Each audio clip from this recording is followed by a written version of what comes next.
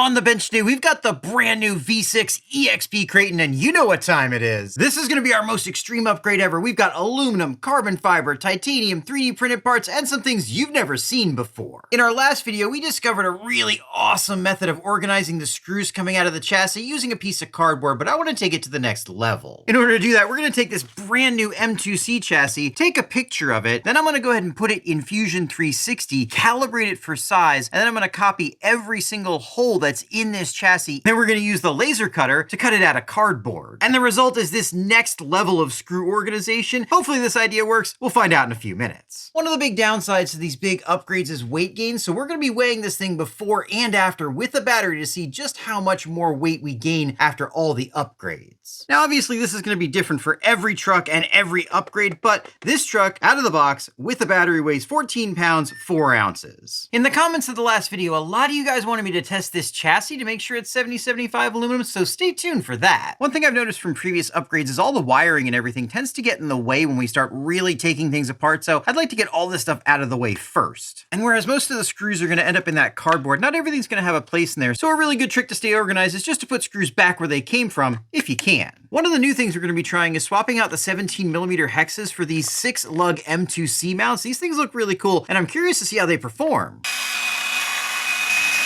And this is our first 4 screws going into the new cardboard template. I think this is going to work out really well. This might be a product that someone could actually sell because these would be very inexpensive to make, and I think people would enjoy them. These new taller side pods definitely help keep dirt out of the chassis, but they really get in the way when you're working in here. If you're going to be doing a big project, it's probably best to just go ahead and take those off first. Let's go ahead and get this servo out of here. This is a pretty good servo, and as we showed in the last video, it is nice and waterproof, but we definitely have an upgrade for this. And that's going to be this SB2280SG. This is a really high-end Savox servo. I'm excited to see how this thing looks inside and excited to see how it performs. Now, how about we start out this project strong by upgrading these aluminum center braces with some carbon fiber.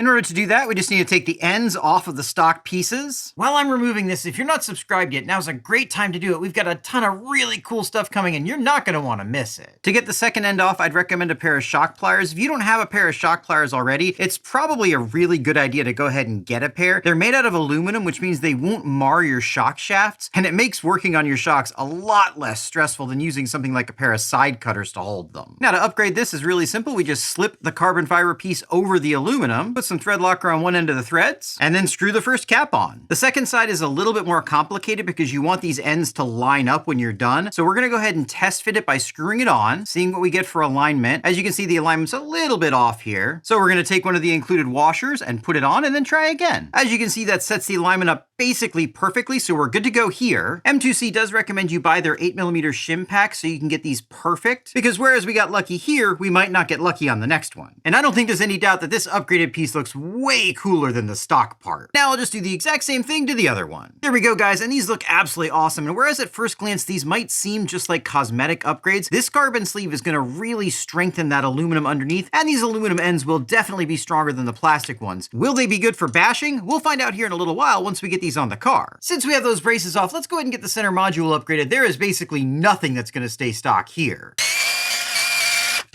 Well, that sound of despair means I just rounded out the head of this screw. These screws are held in with thread locker, and I was flying a little too close to the sun, not heating these up before I took them out, and we're gonna pay the price now. We're only gonna get one best chance to get this thing removed, so what I'm gonna do is find the next size up Torx bit that's gonna be able to jam down in there. Once I've got that on hand, I'm gonna go ahead and take some heat from my soldering iron and just hold that on there, and we're gonna heat this thing up as much as we think we can get away with. You obviously don't wanna make things so hot that you end up melting something around the screw, but you want to get that thread locker nice and hot because again, you're only going to get one chance at this before it really is stripped out, and then you're going to be drilling it out. I usually like to keep heating it up until I can start to feel some good warmth around the area, and then we know we've got that screw nice and hot. How long this takes just depends on how strong your soldering iron is. This is a very powerful soldering iron, so it's not going to take very long, but if you've got a weaker soldering iron, it might take quite a while to get that heat in there. Once you have that done, take your Torx bit and a hammer, use a real hammer and hammer that bit into that socket. Once you're sure it's in there good, just give it a twist. And unfortunately, it looks like in this case, it's not gonna happen, so we're gonna be drilling this out. That's not the end of the world though, let me show you. Basically, all you need is a drill bit with a diameter slightly larger than the threads of the screw you're trying to get out. And then you just wanna drill through the head, but not too far into the screw, so you still have something to grab onto once you get this part off. You do wanna have good quality drill bits. That $10 set that you got at Harbor Freight probably isn't gonna work for this because these screws are fairly hard. Ultimately though, drilling it out really isn't that difficult. Just make sure you vacuum up all the sharp, conductive shards of metal you just made. Though the real lesson here is don't be like me. It's always going to be faster to take your time, use good tools, use heat, and actually get the screw out than have to extract it. I'm not sure if I'm going to keep using this stock motor or not, but one really great and inexpensive upgrade you can do on any of these cars is to swap out the stock cooling fan for one of these aluminum housing ones you can get on Amazon. These come in a bunch of different brands, but I think they're all pretty much made in the same place, and they all seem to work equally well. They move a ton more air than these stock ones. Takes about 30 seconds to swap these out, and it really does improve your cooling performance, and these are a lot more durable. Another fairly inexpensive, but I think very worthwhile upgrade you can do is to take these plastic differential housings and replace them with these aluminum ones from Arrma. These things are like 20 bucks and they are really advantageous for bashing. Let me show you why.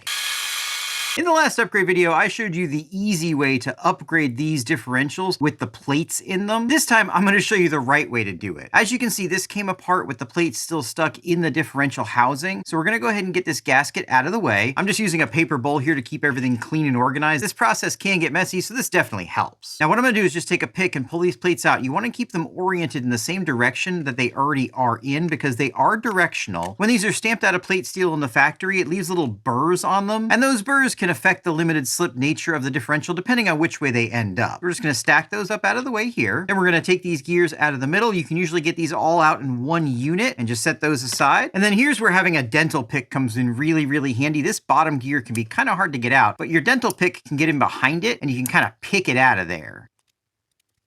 And then we're just going to do the exact same thing for the plates on the bottom, keeping them in order. Once we have those out, we just need to take the grub screw out of the side, use our pick to push the cross pin out of that hole, and then the rest of it comes apart. Out of the bottom should come an O-ring and 2 washers. Again, just keep that orientation the way it's supposed to be. Now we're just going to start putting everything together by assembling the bottom of the housing. And you might ask yourself, other than looking cool, what's the point of putting aluminum housings on these differentials? The primary purpose for doing this is rigidity. One of the biggest reasons why gears fail, especially in vehicles like this, is flex in their mounting systems. Gears depend on their tooth mesh for their strength, and when the parts that mount those gears have flex in them under load, those teeth can get pulled apart from each other or misalign. That lack of tooth engagement is one of the reasons why gears fail. Using an aluminum housing like this as opposed to a plastic housing allows for less flex and will make gears less likely to fail. Now, we are not going to forget our bearing this time, but don't worry, we'll probably forget one of them during this process. All right, so now we just go ahead and put our output drive back in, reinstall our seal and washers, and then we're going to reinstall our pin. To be honest with you, it's probably better to assemble this part before you put the housing together, but it can be done with it together. And this next step is something you really do want to do with everything together, and that's putting these plates back in. Like I showed in the last video, it is technically possible to do this without having to take all these apart, but getting everything aligned and making sure it doesn't jam up can be pretty difficult. Then once we have those in, we can just wiggle that gear in on top of them. I like to do stunts and tricks, so I'm going to supplement what's in there with just a smidge of 1 million. And now if you're careful, you should be able to put this whole unit in as one piece. Then putting the rest of this together is basically the same as the other side. We just put these pieces in here, bolt everything together. I'll do that off camera, then let's move on. One thing you always want to do when you're done putting something like this back together is make sure it feels good and make sure everything works the way you expect it to. Especially if you're doing a big upgrade, you don't want to find out that something like this didn't work properly once you have it all back together, and then you have to take it back apart again. Ask me how I know. One of the main things that improved the performance of the V6 cars over the previous generation is this 16-tooth pinion. This used to be the speed pinion, and now it's the stock pinion that comes with it out of the box, and that really spices things up. I think that the way they're getting away with doing this is by having this better heat sink and by having the updated firmware in the ESC. That updated firmware really seems to make the ESC more efficient, and that increased efficiency means you can get more power out of everything. We're going to be using the upgraded 7075 M2C mount, and we're going to be topping that off with a new part that's really exciting. But before we we do that, make sure you have your screws the correct length for your motor mount. If these are too long, they can actually dig into the internals of the motor and cause damage. The best way to verify this is just to screw your screw in by hand until you feel it lightly stop, and then make sure it's not going to go any further than that with the mount itself. This, as you can see, probably would be problematic. The stock length screws probably would have been fine, but since this is a little bit thicker, going with something a little bit longer is nice. I just got these out of my screw bag, and I think they'll work just fine. I normally use power tools for everything, but generally I like to use a hand screwdriver for these motor mount bolts. This allows me to get these really tight without risking stripping them out. There's not a ton holding this motor onto this motor mount, and you want them to be as tight as possible, which is the other reason why I got slightly longer screws, so there's as much thread engagement as possible too. We'll go ahead and install this in a little bit because I've got some titanium to go in here. But this is the part I'm really excited about. We've got this brand new cap, and this is designed to interface with the new cage on the new V6 body style.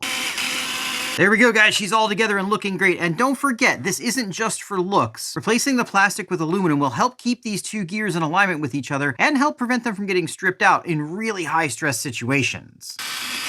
Getting to this point brings up our first titanium part and a bit of a problem. These ram jam motor mount screws are absolutely beautiful, and they're kind of unbelievably light because they're made out of titanium, but I don't think I'm going to use them, and here's why. This motor mount's made out of 7075 aluminum, and this is made out of titanium, and these two things, when used together, are really well known for something called galling. Galling is when two metals are in really close contact and microscopic bits of those metals join together. The oxides from titanium and 7075 aluminum really like to do that. So what could happen is we could screw this in, it could gall the threads together, and then we might never be able to get it back out again. The way you prevent this is by using anti-seize lubrication, which of course I don't want to do on these because I want to use thread locker on them. This isn't the fault of the ram jam screws. The stock mount is 6061 aluminum, and titanium and 6061 aluminum don't gall like titanium and 7075 do. However, we are going to be using these Ram Jam Racing center drive shafts. These things are really beautifully made. They're really, really light, and they should help reduce rotating mass. But I think I'll save these screws for another project.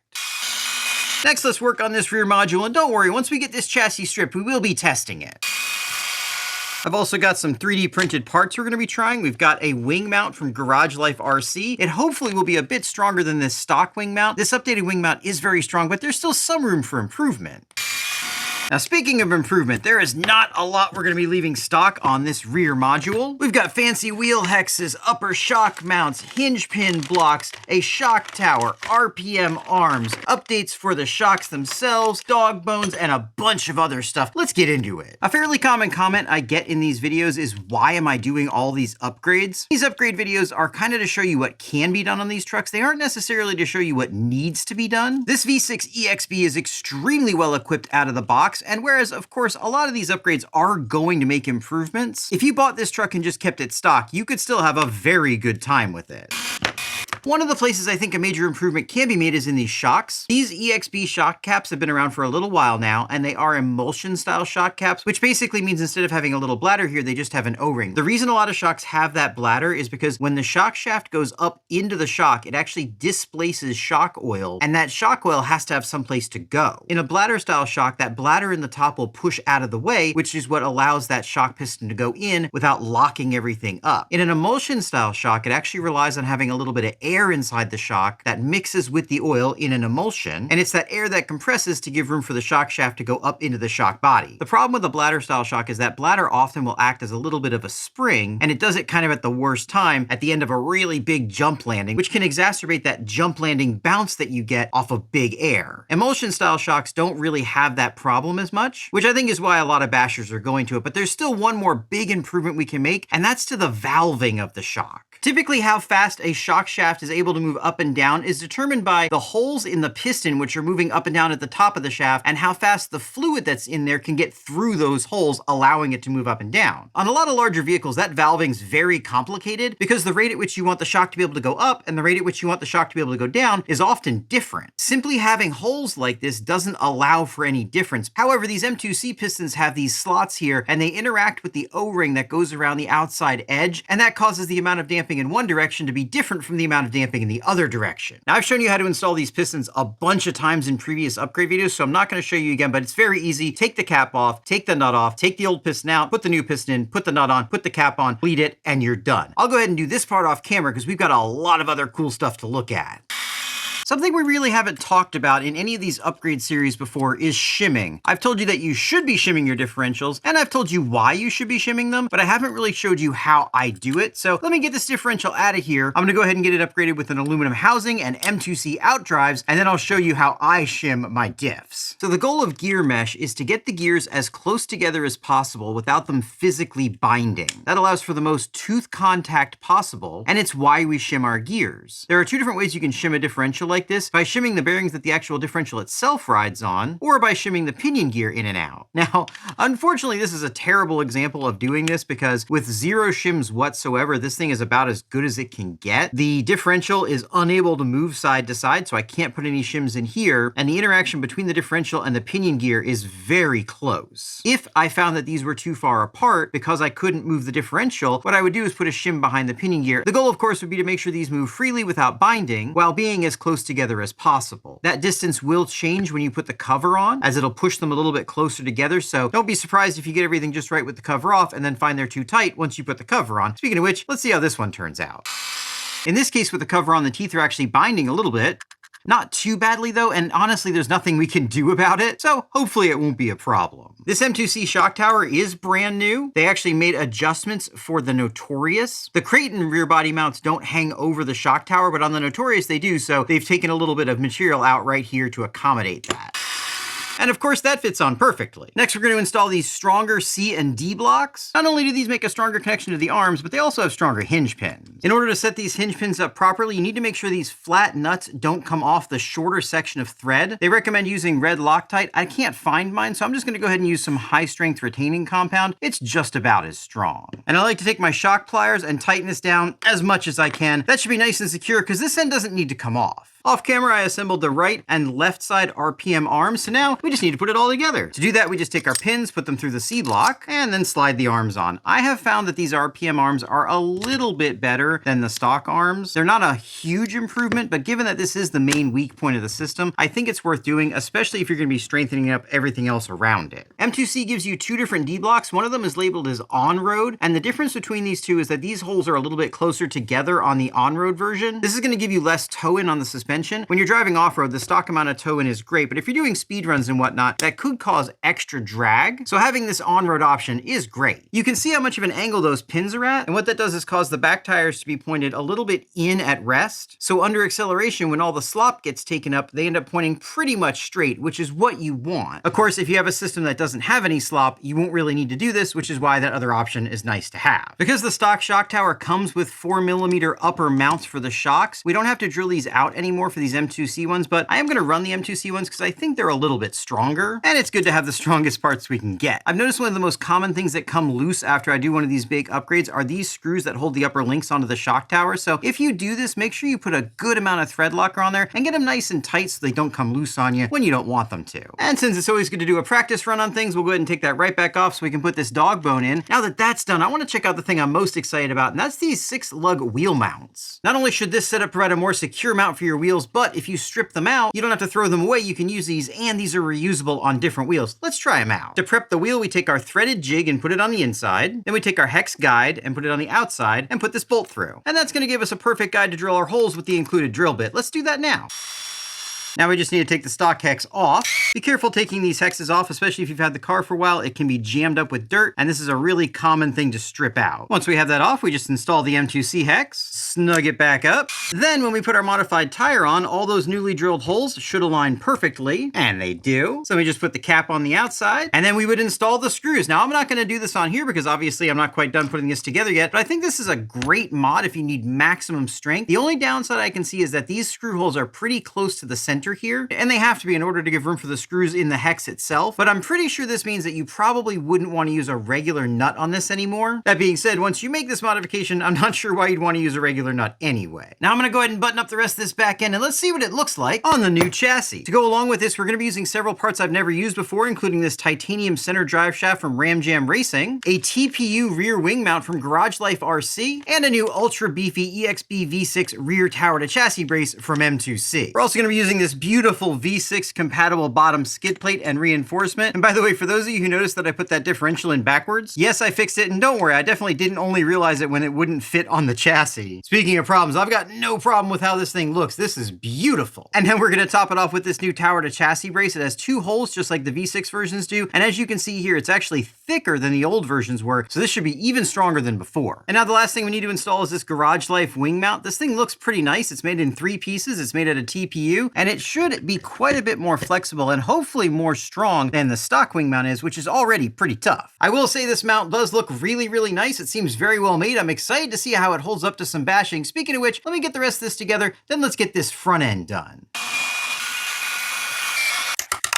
Now that we have everything off this chassis, let's make sure it is indeed 7075 aluminum. If you want to know the entire process I'm going through and why I'm doing it, make sure you check out the first review video on this truck. I explain everything in detail there. As far as why I didn't test this before, it's because it says it's 7075 and I believed them, but let's go ahead and get some of the solution on here. While we're waiting for that to react, I'm going to go ahead and get this front end done. It's going to be very similar to what we did on the back end, so I'm going to go ahead and do it off camera, and then I'll show you what we did. But back to the chassis, it's definitely turning black, which means this is 7075 aluminum. As you can see here in the right light, it even leaves a dark stain after being cleaned off. That's completely different from the 6061 aluminum where it left a bright shiny spot. So yes, the EXB 7075 chassis is 7075 aluminum. Now the front end is done and this truck is looking absolutely mean. The next step is to install the electronics. I've been really impressed with Savox servos lately, so I'm going to try one of their really upmarket ones. This is the SB2280SG, and this has some pretty impressive specs. Let's pull it apart and see what it looks like inside. Pulling this cover off, we can see we don't have any kind of gasket here, though these covers do fit fairly close together, which should provide a small amount of water resistance. As you can see here, we have 3 connections going to the motor, so this is a brushless servo. And then pulling the top off of here, we can see we have an all-steel drivetrain. These gears do look very nice. We do have an O-ring up here on the top bearing, but again, no gasket on the actual cover itself. So whereas the tight tolerances on this case probably do provide some water resistance, and seeing that O-ring up at the top bearing does make me feel a little bit better about getting it wet, I would definitely not want to submerge this servo, and would probably try to avoid getting it wet altogether, though it probably can handle some splashes. I'm definitely curious to see how it's going to perform though, so let's get these electronics installed. Install the front bumper, slap in the battery tray, pop on the side pods, reinstall the wing, and with that, this beautiful beast is done. But before we take it for a rip, we need to see just how much weight she gained. All right, guys, this is about as upgraded as this platform can get, and the final weight with battery is 15 pounds, 7 ounces. And that represents a modest 10% weight increase.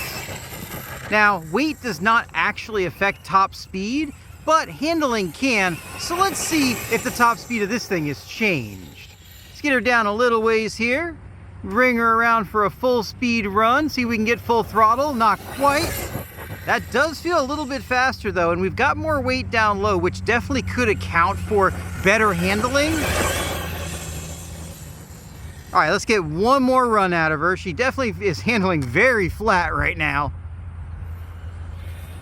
Not quite full throttle, yep, she still wants to wheelie, so we are wheelie limited still. But let's bring that in and see what we got. I'm gonna guess it's gonna be pretty close, and yeah, 53 miles an hour is just about the same as we had before. That's not really a surprise, but I'm actually more curious to see how it handles bashing, because this thing actually bashed really well before, and whereas the 10% weight increase is definitely gonna affect the handling a little bit, I don't expect it to affect it that much, and it really does still feel very, very good. It's really planted. I might say again, it's a little bit more stable than it was before. Those shock pistons are going to help the shocks work a little bit better as well, and you can definitely feel that too. The stock power system had plenty of power before, and it still feels like it has plenty of power for any kind of bashing you're going to want to do with this thing. It's got enough power to break traction very, very easily and really tear things up. That Savox servo has a ton of power and speed. Let's see how it handles some jumping. We're going to get her lined up on the ramp, and let's see what we get out of her. Well, first we missed, so that's a nice little durability test. Let's see if we can actually hit the ramp this time. Line her up, get some speed up, and... nice! Let's see if we can get a double backflip out of her. And we missed again. Alright, let's try that one more time. Even missing is fun, though. Alright, here we go. Double backflip. Oh yeah, no problem. Yeah, this thing still handles great, and I think it actually handles a little bit better because the weight is down a little bit lower with all those upgrades we put on the chassis. Lands super flat and soft. Hardly any bounce at all with those new shock pistons. Really loving this truck. Whoa! But as you can see, we broke it. The weak link, as always, are these arms. The pillow ball ripped right out of that RPM arm. That being said, I've had a lot of fun in this video. If you've had a lot of fun, check out one of these other videos.